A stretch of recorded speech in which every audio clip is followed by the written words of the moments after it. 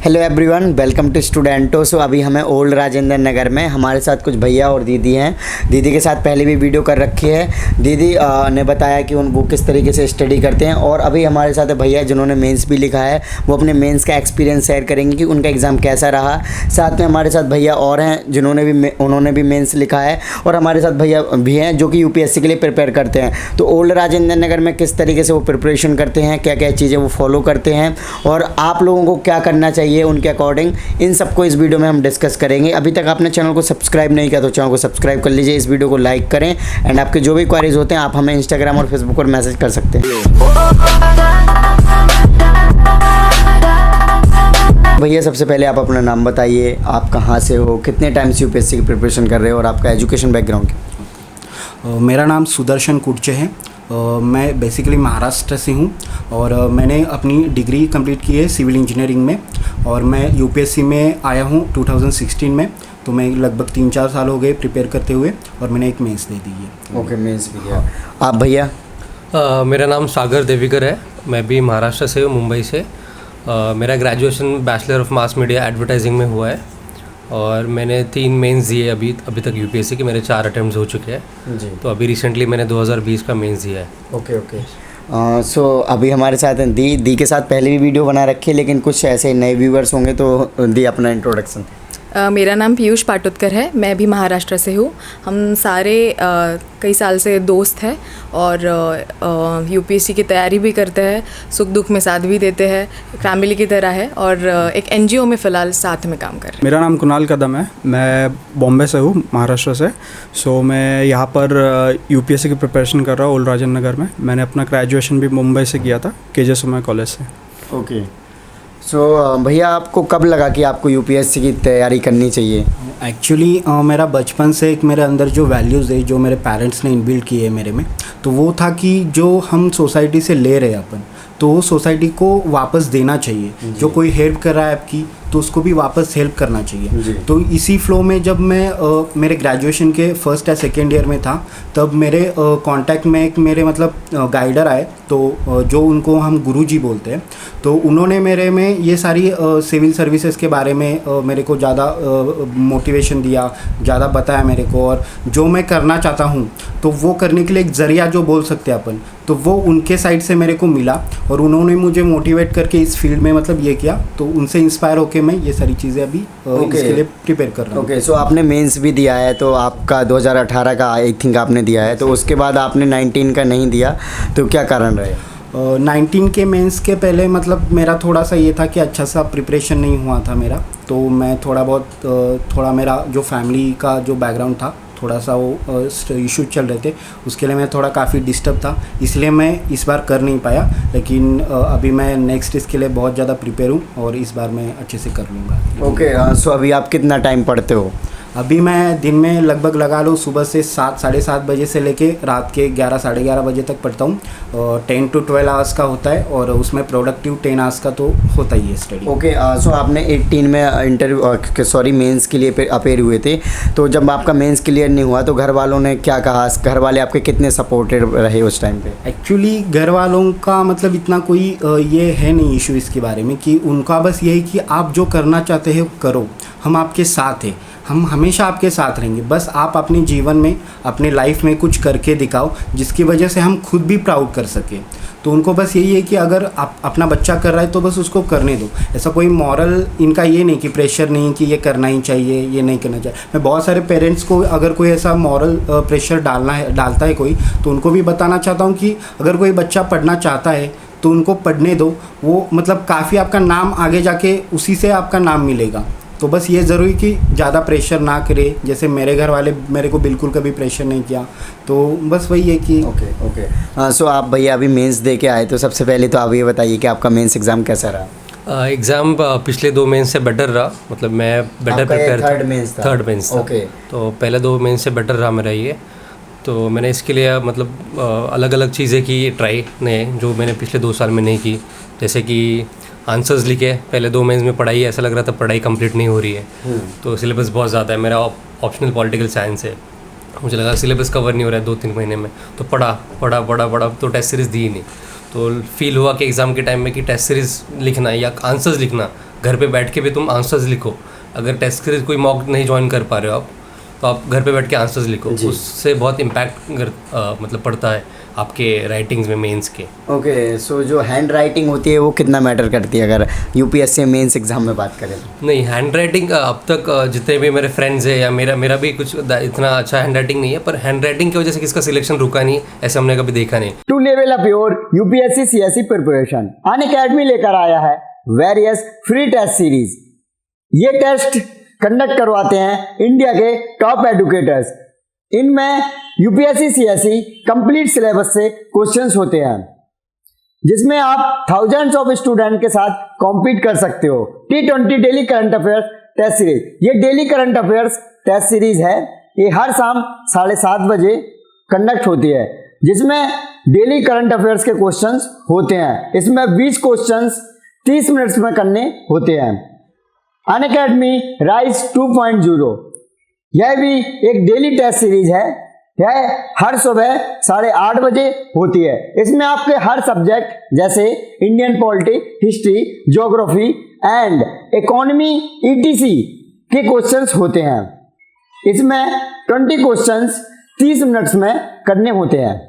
Unacademy impulse, यह एक weekly test series है। यह हर सुबह 11 बजे कंडक्ट होती है। इसमें current updates and UPSC related questions होते हैं। तो दोस्तों, इसमें 40 मिनट्स में 30 क्वेश्चंस करने होते हैं। तो दोस्तों, देरी किस बात की, अभी अपना फोन उठाइए और फ्री टेस्ट सीरीज में एनरोल करने के लिए वीडियो के डिस्क्रिप्शन में लिंक है। सबसे पहले आपको अनअकैडमी की ऐप डाउनलोड करनी होगी एंड इस लिंक पर दोबारा से क्लिक करना होगा फ्री में एनरोल होने के लिए, और मेरा कोड स्टूडेंट तो यूज करें। ओके, सो आपको क्या लगता है कि आपका मेंस इस बार क्वालिफाई हो जाएगा, फिर आप इंटरव्यू के लिए अपेयर हुए? अभी लेट्स होप, अभी होप पे ही सब चल रहा है। आपने 3 मेंस दिए हैं, तीसरा मेंस है, तो मे बी वही होप है। अभी पिछले मैंने पहले भी वही कहा कि पिछले 2 महीने से बेटर रहा। क्वेश्चन सारे अटेम्प्ट किए मैंने ये टाइम, जो पिछले टाइम मेरे से हो नहीं पाए, क्योंकि मैंने घर पे बैठ के भी बहुत सारे क्वेश्चंस लिखे, तो उससे उसका इम्पैक्ट पड़ा। तो क्वेश्चन पेपर्स का मतलब सब क्वेश्चंस में अटेम्प्ट कर पाया। ओके, सो सबसे हम पहले बात करें कि आपका GS1 का एग्ज़ाम कैसा रहा? GS1 का स्टैटिक पेपर होता है GS1 का, तो हम एक्चुअली अगर तुम्हें टॉप 100 या टॉप 200 में आना है तो तुम GS1 निगलेक्ट नहीं कर सकते हो, जो कि हम GS2-3 के पीछे भागते हैं हमेशा। करंट अफेयर्स ये नोट्स पढ़ो GS2-3, पर GS1 उसमें निगलेक्ट हो जाता है। Most of the people ancient culture या जोग्राफी ये प्री और मेंस के टाइम में पढ़ते नहीं है।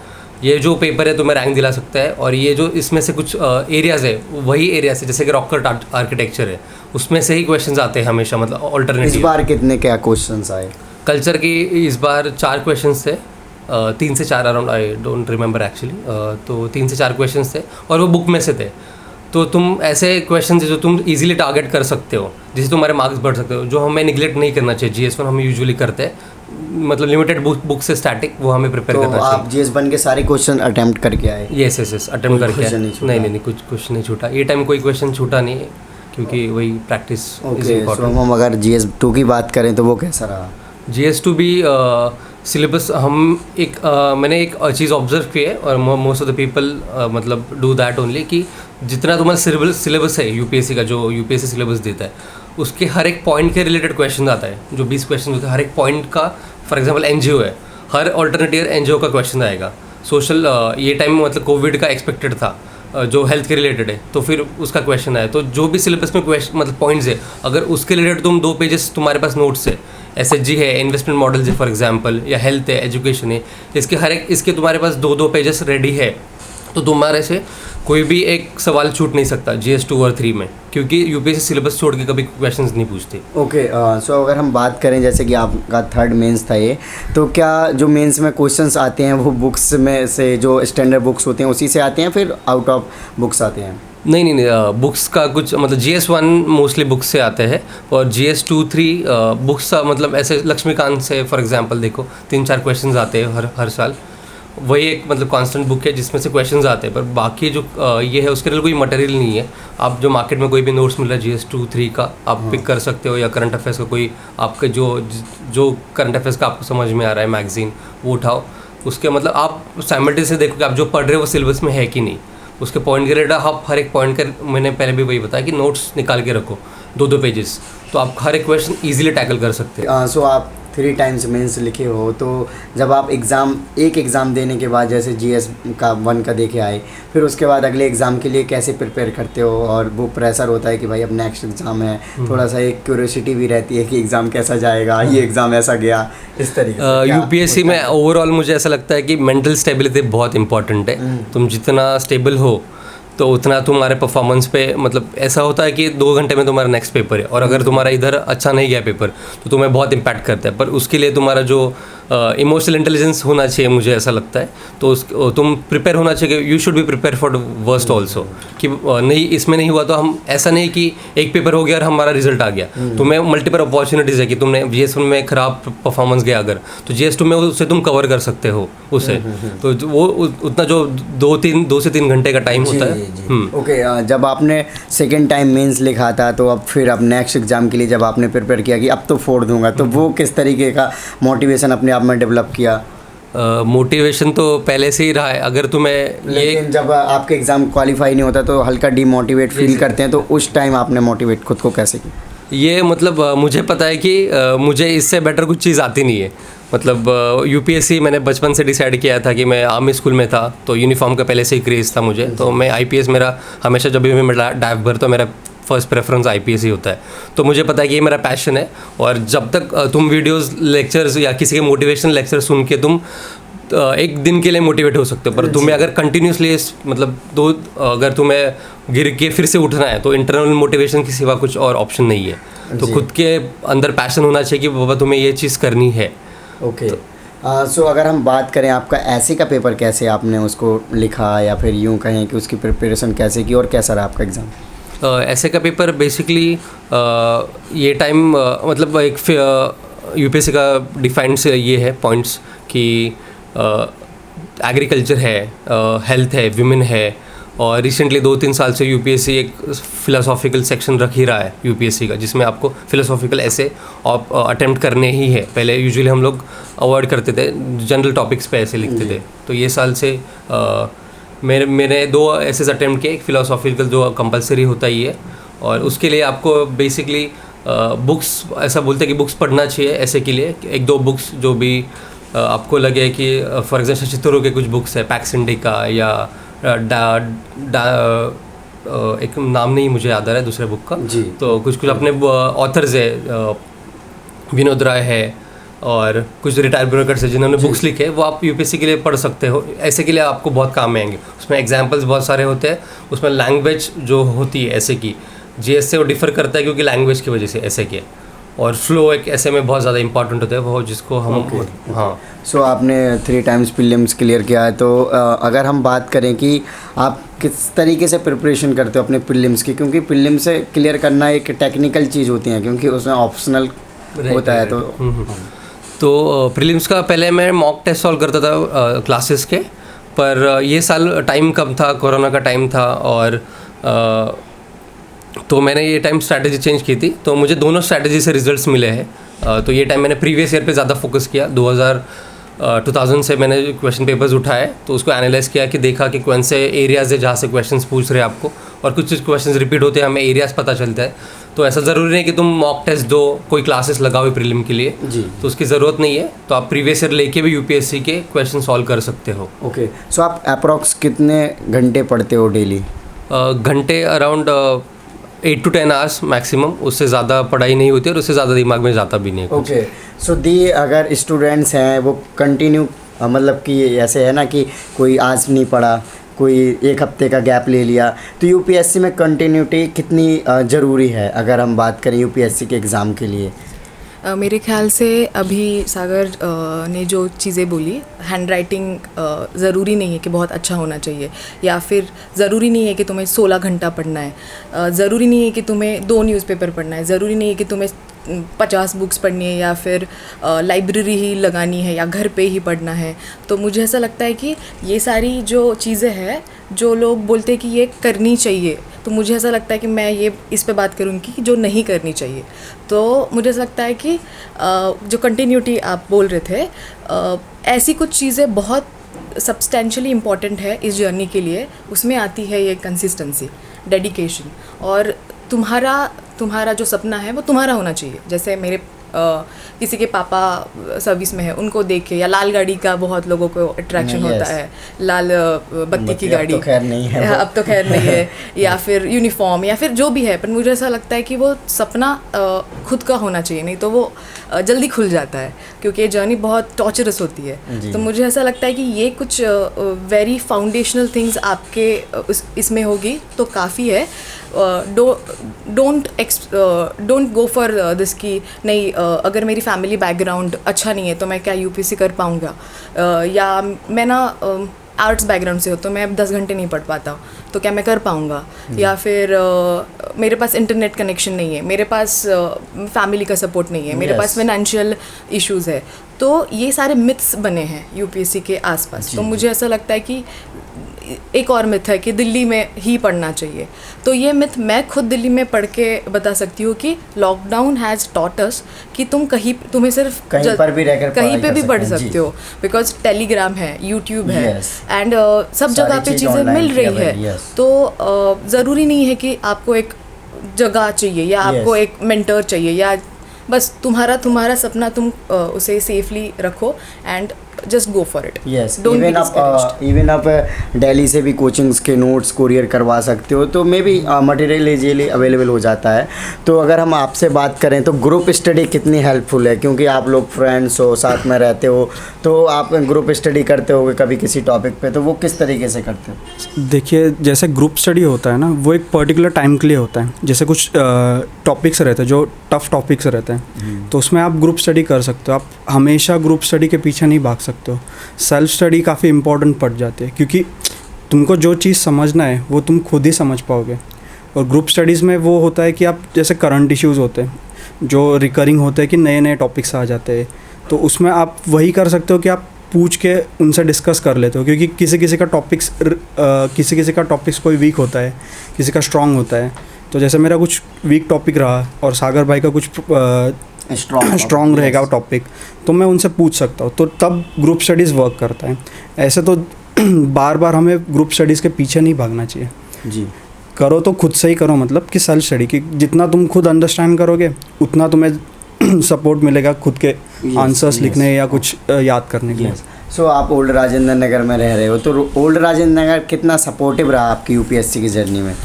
ओल्ड राजेंद्र नगर का तो रोल बहुत बड़ा है, मतलब ऐसा कि जैसे एक एनवायरनमेंट जो होता है, एक पॉजिटिव एनवायरनमेंट होता है, जो कि मतलब कोई भी बच्चा होता है ना कि एक को देख के एक दूसरा मतलब एक मोटिवेशन आ जाता है कि आप पढ़ रहे हो तो इसका मतलब आप पढ़ रहे हो तो मुझे भी पढ़ना चाहिए, ये वाला जो मोटिवेशन मिलता है। यहाँ पे बहुत सारे लाइब्रेरीज़ है, जैसे लाइब्रेरी में जाओगे आप तो बहुत बच्चे मतलब इतना सीरियसली पढ़ते हैं, तो उनको देख के अपन खुद मोटिवेट हो जाते हैं। तो कभी कभार ऐसा होता है कि अपन कहीं मतलब भटक रहे राह से, हाँ, तो दूसरों को देख के अपन को पता चलता है कि नहीं बाबा ये बच्चे सीरियस है और टफ कंपटीशन है अपन को, तो अपन को भी पढ़ना चाहिए, हमें भी पढ़ना पड़ेगा। ये थोड़ा सा यहाँ का एनवायरनमेंट, पॉजिटिव एनवायरनमेंट अपन को सपोर्ट करता है जी। ओके, सो अगर हम बात करें अब आप इंटरव्यू के लिए किस तरीके से प्रिपेयर कर रहे हो खुद को? इंटरव्यू का प्रिपरेशन 2 महीने का नहीं होता है basically, it is your life long process. जैसे तुम 20 साल से आपने जिया है, वो आप जब इंटरव्यू के हॉल में जाओगे, मैंने CAPF का इंटरव्यू दिया लास्ट ईयर, तभी मुझे समझा कि ये 2 महीने का प्रिपरेशन नहीं है इंटरव्यू का। आपका एटीट्यूड है वो 2 महीने में डेवलप नहीं होगा। आपकी जो पर्सनालिटी है,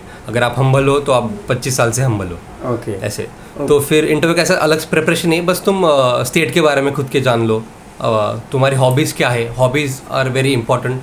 और मतलब हॉबीज़ के रिलेटेड आपके इंटरव्यू बहुत टाइम तक चल सकता है अगर आपकी हॉबी इंटरेस्टिंग हो। तो हाँ, सो आपकी हॉबीज़ क्या क्या है वैसे? मेरी ट्रैकिंग है, मैं ट्रैकिंग करता हूँ यूजुअली हर मतलब साल में 2-3। फिटनेस, उससे फिटनेस भी रहता है और आपकी स्ट्रेंथ, खुद का इंटरनल स्ट्रेंथ एक रहती है जो आपको समझते हैं ट्रैकिंग टाइम पे, ऐसा मुझे लगता है। तो फिर मैं इसमें ट्रैकिंग मेरा हॉबी है। ओके, हाँ। सो जैसे कि आप यूपीएससी के एग्ज़ाम्स के अलावा और कौन कौन से एग्ज़ाम्स वगैरह देते हो? तो मैंने मैंने तो अभी एक बार मतलब ये स्टेट का दिया है, तो स्टेट का भी जैसे अभी आगे आने वाला है 14 मार्च को मेरा स्टेट का है महाराष्ट्र का, तो उसके लिए प्रिपेयर कर रहा हूँ।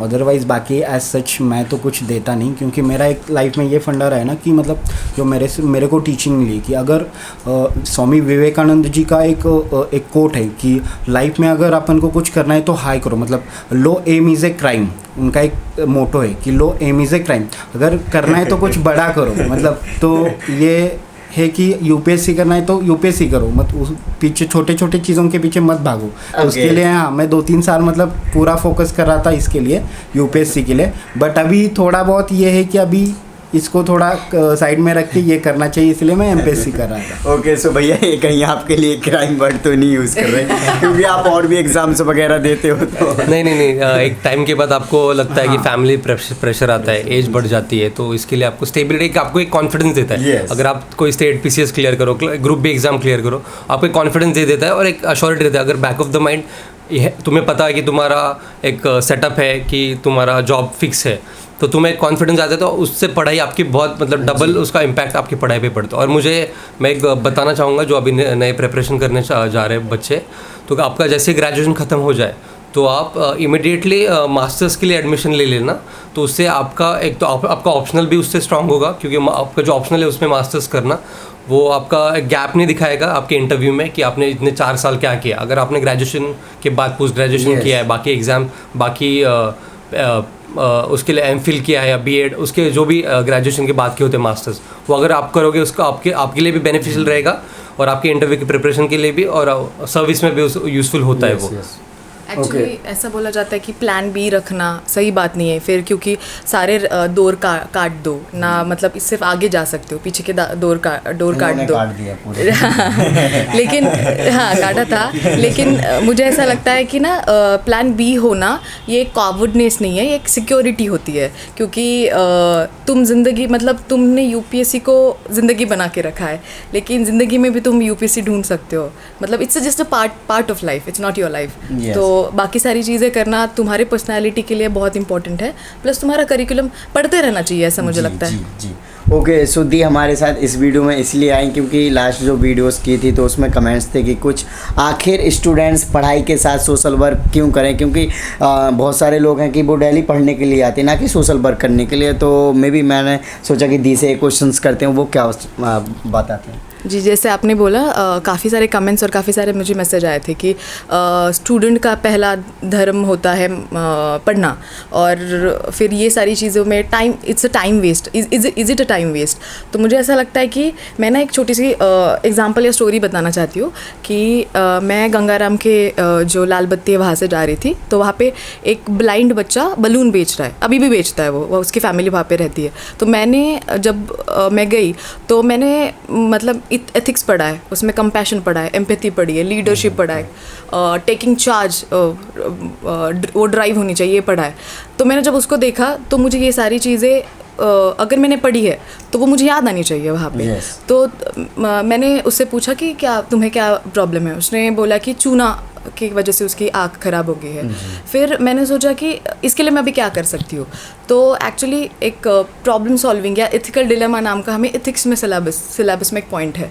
तो ऐसा होता है कि तुम्हें एक इमीडिएट सोल्यूशन देना है या लॉन्ग टर्म सोल्यूशन देना है।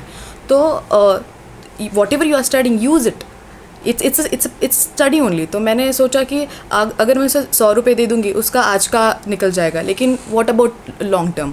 मैंने उसको पूछा कि आप कहाँ रहते हो, तो उसने बोला लॉकडाउन में मेरे पापा की जॉब चली गई या जो भी उसने बोला। जी तो फिर मैंने सोचा कि इसमें अभी इकोनॉमी आ गई। मैंने सोचा कि क्या पॉलिसीज़ है गवर्नमेंट की कि ऐसे बच्चों के लिए कुछ शेल्टर होम्स है, या फिर जो कोविड में इकोनॉमिक पैकेज रिलीज़ हुआ है उसमें बच्चों के लिए कुछ है।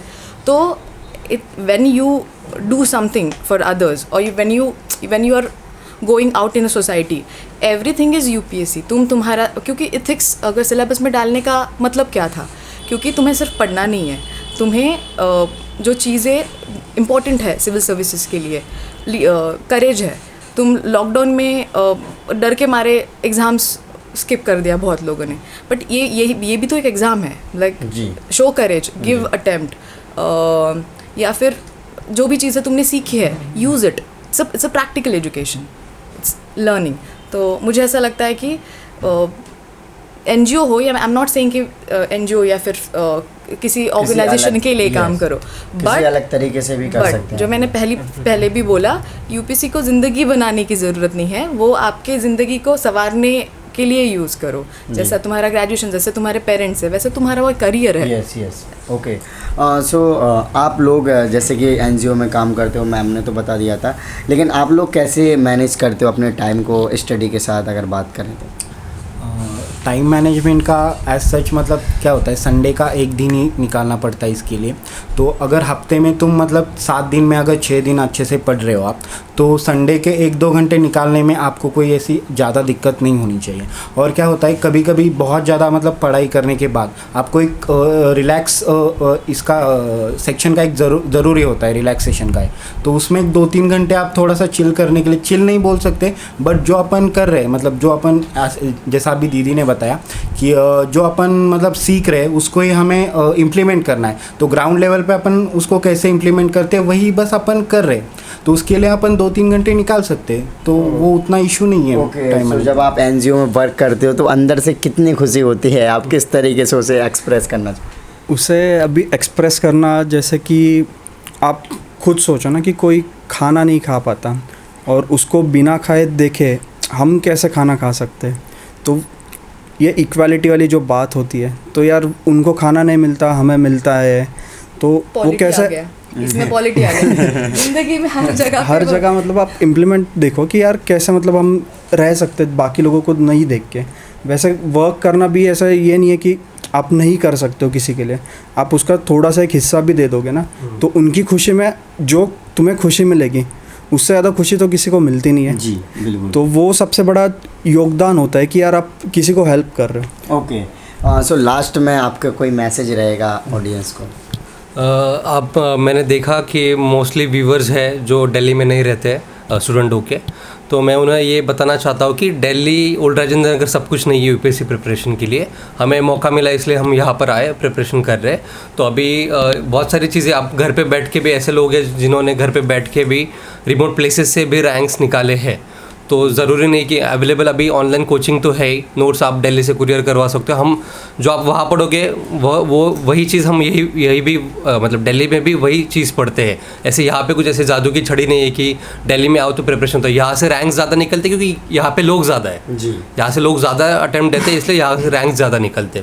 ये मिथ है कि दिल्ली में प्रिपरेशन होगा तो रैंक निकला, वो ये अश्योरिटी नहीं दे सकता, क्योंकि सिर्फ अराउंड 3 से 4 लाख लोग हैं दिल्ली में आप प्रिपरेशन करें, उसमें से 700 लोग सिलेक्ट होंगे, तो बहुत सारे नहीं भी सिलेक्ट होते हैं। जी, फ़िलहाल अभी ऐसा हुआ है कि सब चीज़ें ऑनलाइन पे शिफ्ट हुई है, तो ऐसा ज़रूरी नहीं है कि यहाँ पे दिल्ली में ही रहो, आप घर पे भी रह के कर सकते हो। बट आपको जैसे कुछ दिक्कत आती है तो यार सब क्लास वाले इतने मतलब सपोर्टिव होते हैं कि आपको वो लोग नंबर से सब देते हैं, तो ऐसा ज़रूरी नहीं है कि यहाँ पे बैठ के कर सकते हैं। ये अभी हमारा ऐसा हुआ है कि यहाँ पे सोशल वर्क हो रहा है, ये हो रहा है, तो हमारा थोड़ा कनेक्शन ज़्यादा हुआ है, इसलिए हम लोग यहाँ पे अभी रहना प्रेफर करते हैं, क्योंकि हमें कुछ सोशल वर्क भी करने मिल रहा है, कुछ सीखने भी मिल रहा है। बट ऐसा नहीं है कि आप इधर आके ही करो सब चीज़ें, वहाँ पे भी बैठ के कर सकते हैं। बाहर एक चीज़ नहीं मिलेगी, गणेश की चाय। ओके, सो दी लास्ट में कोई आपका मैसेज वगैरह? मेरा बस एक कहना है कि प्रेशर लेके मत पढ़ो। यूपीएससी एक ऐसी चीज़ है जो ऐसा बोलते हैं कि हम जितना उसके पीछे भागते हैं वो आगे भागती है। क्योंकि हमारे 4 अटेम्प्ट्स हो चुके हैं, तो हमें पता है कि मेंटल प्रेशर और खुद पे कॉन्फिडेंस होना कितना इंपॉर्टेंट है। तो just have confidence in your self and चीज़ें होगी, मतलब वो ज़रूर होगी। ज़रूरी नहीं कि वो कहीं लिखा होना चाहिए, बट वो होगी, वो तुम्हारे हाथ में। ओके, तो गाइस काफ़ी अच्छा कन्वर्सेशन रहा। आपने देखा कि भैया ने सारी डिटेल में बताया, दी ने भी बताया। तो आई होप कि ये वीडियो आपको अच्छी लगी होगी, तो इस वीडियो को लाइक करें। अभी तक आपने चैनल को सब्सक्राइब नहीं किया तो चैनल को सब्सक्राइब कर लीजिए। एंड आपके जो भी क्वारीज होते हैं आप हमें इंस्टाग्राम और फेसबुक पर मैसेज कर सकते हैं। इन सभी के लिंक वीडियो के डिस्क्रिप्शन में। जय हिंद।